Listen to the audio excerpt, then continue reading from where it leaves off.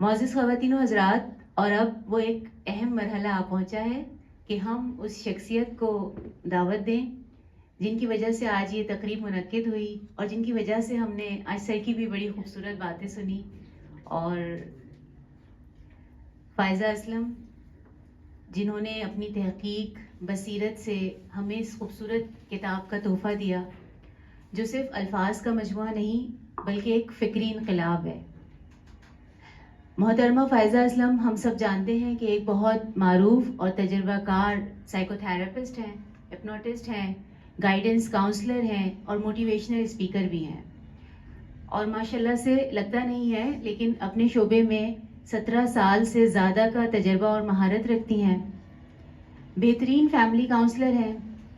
لوگوں کی شادی شدہ زندگی میں جو مسائل آتے ہیں اور اگر ان سے رابطہ کرتے ہیں تو یہ بہت احسن طریقے سے ان سب مسائل کو حل کرواتی ہیں. انزائٹی اور ڈپریشن جیسی بیماریوں کو ٹریٹ کرنے میں میری نظر میں ان کا کوئی ثانی نہیں ہے. اور اس کے علاوہ مینٹل ہیلتھ اور ویلنس پر بے شمار ورکشاپس کرواتی ہیں اور یہ سلسلہ جاری و ساری ہے. فائزہ اسلم کے نام سے ان کا ایک یوٹیوب چینل بھی ہے جس پر ان کے تربیتی لیکچرز موجود ہیں. اس کے علاوہ فائزہ اسلم راز حیات کے نام سے واٹس ایپ پر ایک سپورٹ گروپ انہوں نے بنایا ہوا ہے اور میں وٹنس ہوں کہ ہر ہفتے یہ ایک فکس ٹائم پر باقاعدگی کے ساتھ لوگوں سے کنیکٹ کرتی ہیں اور بلا معاوضہ اپنا علم اور تجربہ ان کے ساتھ شیئر کرتی ہیں اور رہنمائی کرتی ہیں. ظاہر ہے ہم دنیا میں اگر کوئی کام کر رہے ہیں تو ایک ارننگ بھی ہے، سیلف سیٹسفیکشن بھی ہے. بٹ فائزہ آپ جو کام کر رہی ہیں یہ دنیا کے بعد بھی ثواب کا کام ہے. دنیا میں بھی مطلب ہمارے دل سے آپ کے لیے دعائیں نکلتی ہیں جو آپ کا پروفیشن ہے اور جس طرح سے آپ اپنے اس پروفیشن کو لوگوں کے لیے یوز کر رہی ہیں، لوگوں کے کام آ رہی ہیں. کتنے لوگوں کی آپ دعائیں لے رہی ہیں. اللہ تعالیٰ آپ کو بہت بہت کامیابیاں عطا کریں. اور یہ سارے کام ایک طرف اتنا وقت نکالتی ہیں کہ ماشاءاللہ سے ایک بڑی بہترین مصنفہ ہیں اور خود کو پہچان، پرسکون گھر، آؤ دل جوڑیں اور جرنی ودن جیسی خوبصورت کتابیں ان کی قابلیت کا ثبوت ہیں. اور آج بھرپور حوصلہ افزائی کیجیے گا. نارسسسٹ کی نفسیات. دعوت دوں گی فائزہ کو کہ وہ تشریف لائیں اور اپنے خیالات کا اظہار کریں. آپ لوگوں کی بھرپور حوصلہ افزائی. بسم اللہ الرحمن الرحیم. السلام علیکم ورحمۃ اللہ وبرکاتہ. کیسے ہیں آپ سب لوگ؟ سب سے پہلے تو بہت شکریہ قرۃالعین کا اتنا خوبصورت تعارف کروانے کا اور پھر سر کی آمد کا کہ سر کی آمد نے تو ایسا لگتا ہے کہ جیسے محفل کو رونق بخشی ہے. سر میں آپ کا پرسنلی بہت بہت شکر گزار ہوں کہ آپ اتنے مصروف آدمی ہیں، لیکن میں نے آپ کو اس سے پہلے بھی بلایا لیکن آپ نے مجھے کبھی نو نہیں کیا. جب بھی میں نے آپ کو دعوت دی آپ نے لبیک کہا اور آپ تشریف لائے اور آپ نے اپنے علم سے ہمیں بھی مستفید کیا.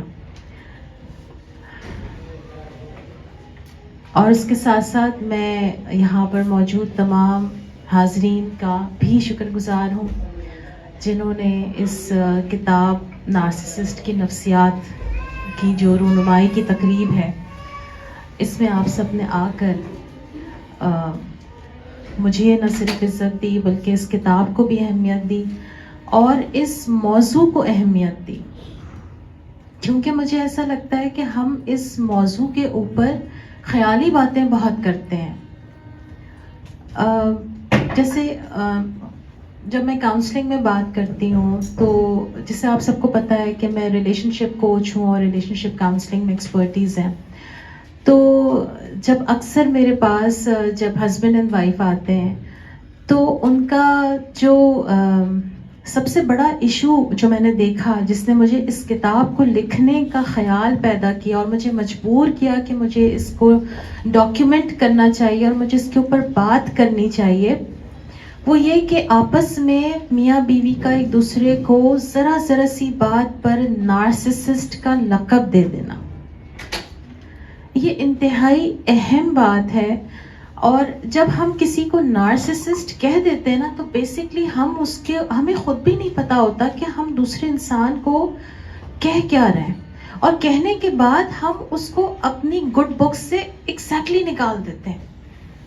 اور اس کے بعد پھر ہمیں کیا لگتا ہے جب ہم کسی کے لیے اس قسم کے القابات استعمال کریں گے تو کیا اس کے بعد اس کے ساتھ جو تعلق ہے اس میں وہ خلوص، وہ اپنائیت، وہ تڑپ، وہ قربت، کیا وہ ہمارے ساتھ رہ پائے گی؟ سوال ہی پیدا نہیں ہوتا. اور یہ تو صرف ایک لفظ ہے نا، نارسسسٹ، جس کو ہم خود بھی نہیں جانتے کہ actually what is narcissist, narcissism ہوتا کیا ہے. لیکن ہم نے سوشل میڈیا پر چلنے والی جو ریلز ہیں جن سے ہمیں بہت ہی غیر یقینی نامکمل ڈیفینیشن ہمیں بتائی جاتی ہے، ہم بس اس کو اٹھاتے ہیں اور اپنی بیوی یا شوہر کو بھیج دیتے ہیں. بلیو می، میرے پاس جب کاؤنسلنگ کے لیے لوگ آتے ہیں نا تو ایک صاحب نے مجھ سے بڑے درد سے کہا کہ خدارا میری وائف کو سمجھائیے کہ وہ مجھے یہ ریلز نہ بھیجا کرے. اور پھر مجھے اپنا انہوں نے واٹس ایپ کھول کے دکھایا، دیکھیں انہوں نے مجھے ایسے اسکرول کر کے یوں کر کے دکھایا، یہ دیکھیں یہ ساری ریلز آپ کو نظر آ رہی ہیں میم، میں ان کو دیکھتا بھی نہیں، میں ان کو کھولتا بھی نہیں، لیکن ان ریلز اور ان ویڈیوز کی وجہ سے جو ہے نا میری بیگم یہ سمجھتی ہیں کہ میں اپنے شوہر کو یہ بھیجوں گی اور میں اپنے شوہر کو ٹھیک کر لوں گی، یا میں اپنا پوائنٹ اس کو کنوے کر دوں گی.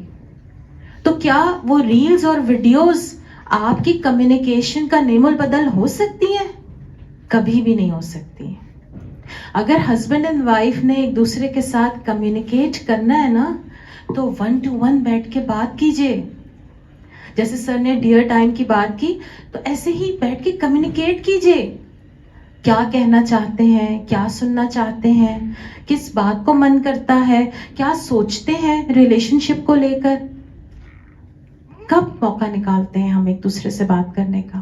بہت ریئر نکالتے ہیں.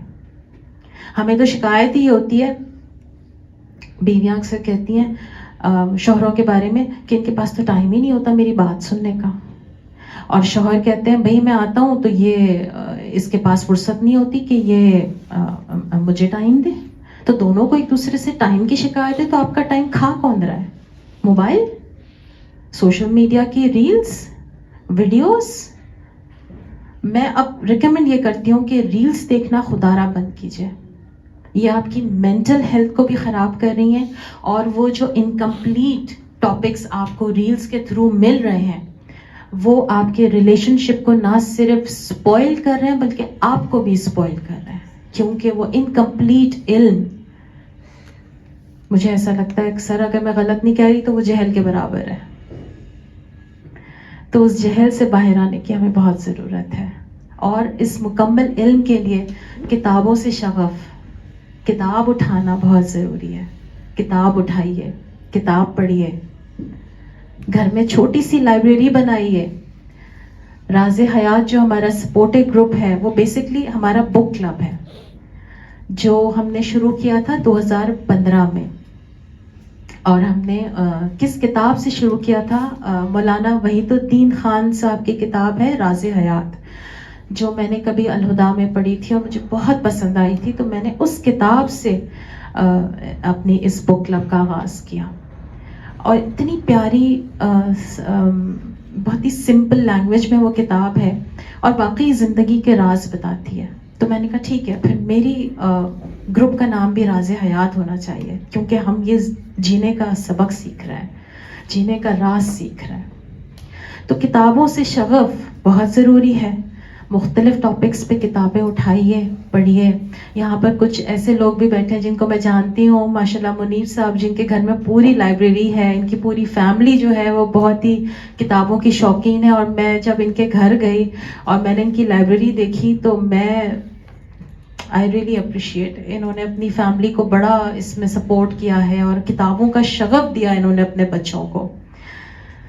بہرحال اب ہم آتے ہیں اپنی کتاب نارسسسٹ کی نفسیات، جو کہ یہ آپ کے سامنے موجود ہے. میں نے آپ کو بتایا کہ میں نے یہ کتاب لکھی کیوں. کتاب لکھنے کا مقصد یہ تھا کہ نارسسسٹ کو ایک تو لوگ پہچان سکیں اور ایک دوسرے کو بات بے بات نارسسسٹ کہنا بند کریں.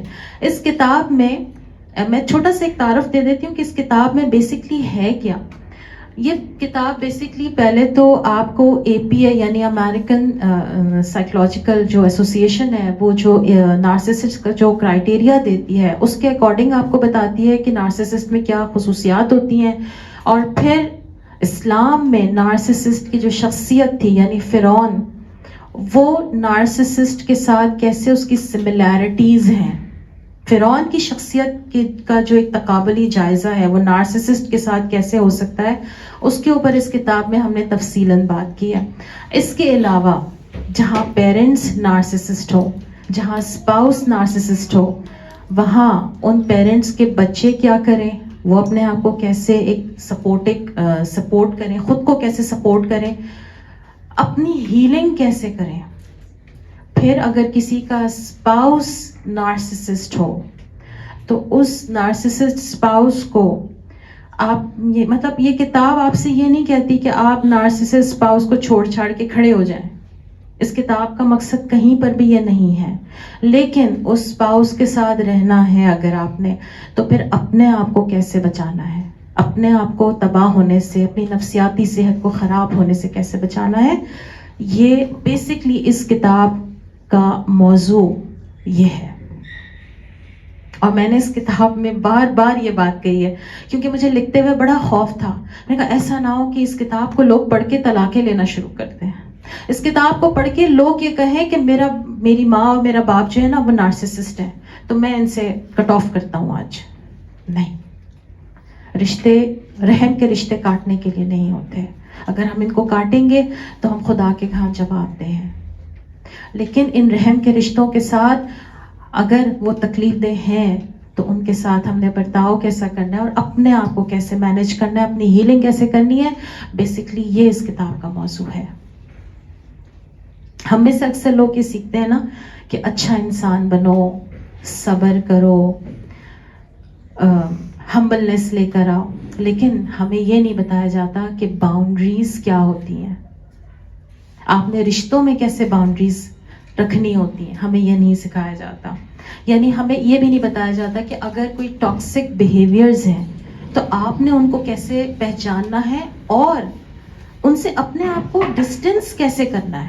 پھر وہی بات آ گئی، رشتے کاٹنے نہیں ہیں، لیکن اگر کوئی ٹاکسک انسان ہے جس کے ساتھ آپ کا رحم کا رشتہ ہے تو اس کے ساتھ آپ نے ڈسٹینس کیسے مینٹین کرنا ہے، یہ ہمیں نہیں سکھایا جاتا.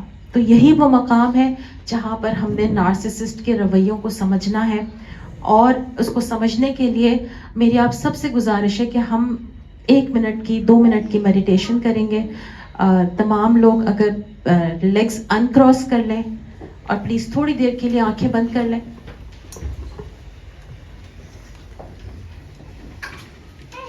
Close your eyes.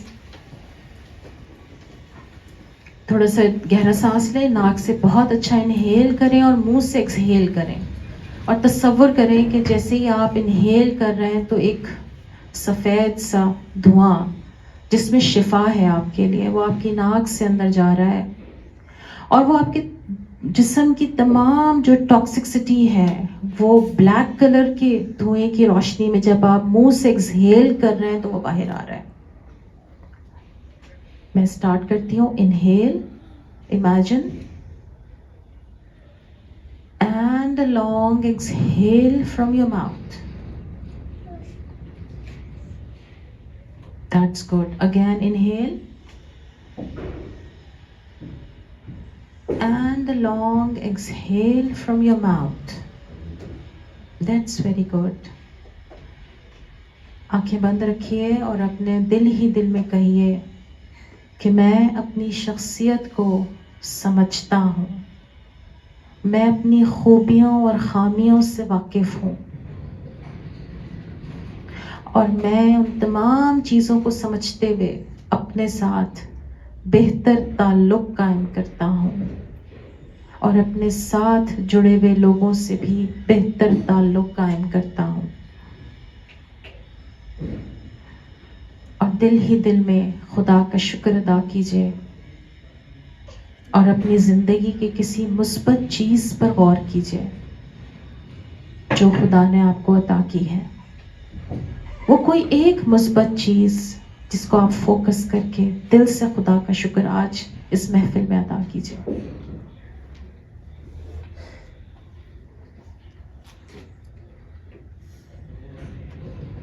الحمدللہ. Now open your eyes. ایک کہانی سناؤں گی آج. فرضی ہے لیکن حقیقت پر مبنی ہے. غور سے سنیے گا اور اس کو سمجھنے کی کوشش کیجیے گا. فرضی نام لے رہی ہوں. مریم ایک تعلیم یافتہ، پر اعتماد اور حساس خاتون تھی. ان کی شادی ایک ایسے انسان سے ہوئی جو ابتدا میں نہایت پرکشش، مہذب اور حد سے زیادہ خیال رکھنے والا محسوس ہوتا تھا. شروع کے مہینوں میں مریم نے خود کو بڑا خاص محسوس کیا، مگر آہستہ آہستہ چیزیں کچھ عرصے کے بعد بدلنے لگ گئیں. اگر وہ کسی بات پر ناراض ہوتی تو ان کو جواب ملتا، تم بہت حساس ہو، میں نے تو ایسا کچھ بھی نہیں کیا. اگر وہ والدین سے ملنے جانا چاہتی تو انہیں بتایا جاتا کہ یہ لوگ تمہیں میرے خلاف بھڑکاتے ہیں، تمہیں ان سے ملنے کی کوئی ضرورت نہیں ہے. اگر وہ کامیابی حاصل کرتی تو انہیں سراہنے کے بجائے یہ کہا جاتا یہ سب میری وجہ سے ممکن ہوا ہے، ورنہ تم میں تو کوئی گٹس ہی نہیں تھے. وقت کے ساتھ مریم نے خود پر شک کرنا شروع کر دیا، یعنی وہ سیلف ڈاؤٹس کا شکار ہو گئی. وہ ہر بات پر خود کو قصوروار سمجھتی، وہ ہنستی کم اور خاموش زیادہ رہتی. خود اعتمادی آہستہ آہستہ کم ہونے لگ گئی. باہر سے سب کچھ بڑا نارمل لگتا تھا سب کچھ تو ٹھیک ہے اس کی زندگی میں. لوگ اس سے کہتے تم بڑی خوش قسمت ہو، تمہارا شوہر تمہارا بڑا خیال رکھتا ہے. مگر کسی نے یہ نہیں دیکھا کہ مریم اپنی بات کہنا چھوڑ چکی تھی، اپنی رائے دینا چھوڑ چکی تھی. جیسے ہم سے کہا جاتا ہے نا، آپ کو آج کیا من کر رہا ہے، کیا کھائیں گی؟ تو ہم میں سے اکثر تابع دار بیویاں ہوتی ہیں، وہ کہتی ہیں باہر بیٹھے ہیں، کھانا آرڈر ہو رہا ہے، بس آپ جو آپ کھلائیں گے وہ میں کھا لوں گی. ارے آپ سے پوچھا جا رہا ہے، اپنی رائے دیجیے، اپنا اوپینین دیجیے، آپ کیا کھانا چاہتی ہیں. یہ تو ایک بہت چھوٹی سی بات ہے. ہم تو کیا کھانا چاہتے ہیں، ہم تو وہ اوپینین دیتے ہوئے بھی شرماتے ہیں اور سیلف ڈاؤٹ کا شکار ہو جاتے ہیں کہ اگر میں نے یہ اوپینین دے دیا تو شاید مجھے سیلفش کہا جائے گا، یا مجھے یہ کہا جائے گا کہ اچھا بڑا تمہیں بولنا آ گیا، تم بڑا بات کرنے لگ گئی ہو، تم بتاؤ گی کہ کیا کھانا ہے آج ہم نے.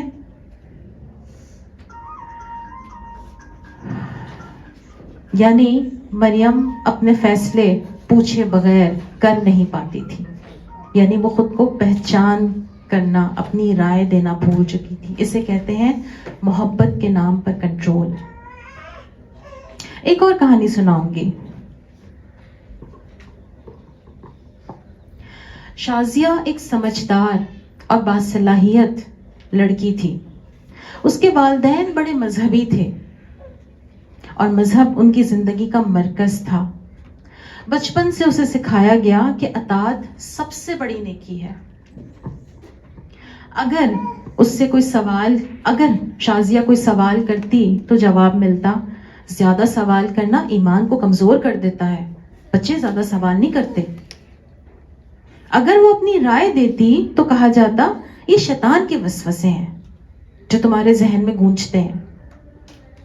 اس کی تعلیم، لباس، دوست، حتیٰ کہ جذبات تک پر نظر رکھی جاتی. جذبات پہ نظر رکھنے کا مطلب سمجھ رہے ہیں کیا ہوتا ہے؟ کوئی بتائے گا آپ میں سے جذبات پہ نظر رکھا جاتا ہو کیا مطلب ہوتا ہے؟ پیچھے حاضرین میں سے کوئی بتائے گا جذبات پہ نظر رکھنے سے کیا مطلب ہے؟ اس کی کیا فیلنگز ہے؟ اور جی اگر کسی وقت کو بہت زیادہ خوشی کا اظہار کر رہی ہے تو فوراً یہ سوچنا کہ یہ کیوں خوش ہے. ہاں ایگزیکٹلی. اتنی خوش کیوں آج؟ خیریت تو ہے؟ بڑے ٹھٹے مار رہی ہو. بڑی ہنسی آ رہی ہے آج تمہیں؟ اور اگر رونا آ جائے تو کیا کہا جاتا ہے؟ یہ کوئی بات ہے بھلا رونے کی؟ یہ کوئی بات ہے بھلا کہنے کی؟ ٹھیک ہے، جہاں جیسے وہ اختلاف کرتی تو اس پر جملہ دہرا دیا جاتا، اللہ ناراض ہو جائے گا، اذان ختم ہو جائے گا. جی، اگر وہ خوش ہوتی تو احساس جرم ہوتا، اور اگر اداس ہوتی تو کہا جاتا شکر کرو، خدا نے تمہیں بڑے اچھے حال میں رکھا ہے. لوگوں کو دیکھو وہ کتنے برے برے حالوں میں ہوتے ہیں. لوگ باہر سے کہتے ہیں کتنے نیک والدین ہیں، کتنی اچھی تربیت کی ہے، مگر کسی نے یہ نہیں دیکھا کہ وہ خوف کے ساتھ نیکی نبھا رہی تھی، محبت کے ساتھ نہیں. ایک دن اس کے ذہن میں یہ سوال ابھرا، کیا خدا سے تعلق خوف سے بنتا ہے یا محبت کے ساتھ بنتا ہے؟ کیا کہتے ہیں آپ لوگ؟ محبت کے ساتھ بنتا ہے. جتنا آپ اپنے بچے میں خدا کی محبت ڈالیں گے وہ اتنا خدا کا اطاعت گزار بنے گا، اور جتنا آپ اس کو ڈرائیں گے اتنا وہ خدا سے دور ہو جائے گا. ہو سکتا ہے وہ آپ کو دکھانے کے لیے نمازیں پڑھتا ہو، مسجد جاتا ہو، لیکن شاید وہ دل میں خدا سے وہ قربت نہ رکھتا ہو.